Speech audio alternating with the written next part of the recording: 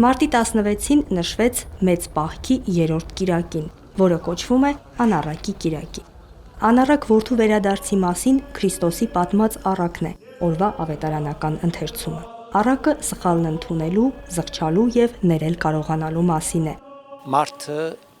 իբրև արարած սխալական արարած է, որովհետև ունենալով ազատ կամք եւ բանականություն ամեն մարդ երբեմն կյանքի ընթացքին կարող է սայթաքել եւ եկեղեցին մարդուն այդ հրաշալի առիթն է տալիս, որպեսզի անդրադառնա իր անցած ուղուն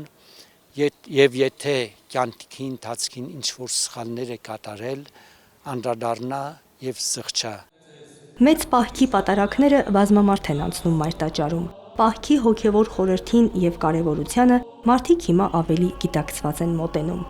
Օրվա ավետարանական առակից բխող հարցին, արդյոք հեշտ է ընդունել սեփական սխալը եւ զղջալ դրա համար, այսպիսի պատասխաններ հնչեցին։ Իրականում ոչ այնքան, որովհետև մեր մարդկային հպարտությունը, եսասիրությունը եւ նաեւ սեփական սխալներն ընդունելը բավականին մեծ հոգևոր ներուժ եւ անդրադարձ է պահանջում։ Ինչու՞ չէ, նաեւ որպես քրիստոնյա կարիք ես ունենում հոգևոր առաջնորդների, հոգևոր հորդորների եւ առանց հոգևոր անդրադարձի եւ ներքին զղջումի, ներքին ապաշխարության չես կարող վերադառնալ հայրական տուն։ Եթե ապրում ես քրիստոնյային վայել կյանքով, իհարկե սխալը հեշտությամբ ես ընդունում։ Ցավոք սրտի ոչ, ու մենք տեսնում ենք, որ հենց մեր հասարակության մեջ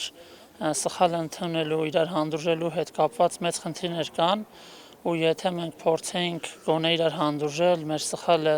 ընդունելու առաջինը ստեղծված իրավիճակում հենց մեղավորությունը մեր մեջ փնտրել ու գտնել, այդ ժամանակ հասարակությունը ավելի համերաշխ կլիներ։ Պատարակին Դամասկոսի հայոց թեմի առաջնորդ Արմաշ եպիսկոպոս Նալբանդյանը մեկնաբանելով անառակ որդու մասին առակը խորհուրդ տվեց ազատությունը չշփոթել անկարգության հետ։ Զավակներին եւ ծնողներին հիշեցրեց Քրիստոսի խաչելությունը դարձավ քրիստոնյաների որպես Աստծո զավակների փրկագինը եւ խնդրեց Պահքը դարձնել զղջումի եւ դարձի ճանապարհի սկիզբ։ Մեծ Պահքի կիրակիների շղթայում հաջորդը կնշվի տնտեսի կիրակին։ Սոնա Խաչատրյան, Հարություն Տոլանյան, Եկեղեցական կյանք։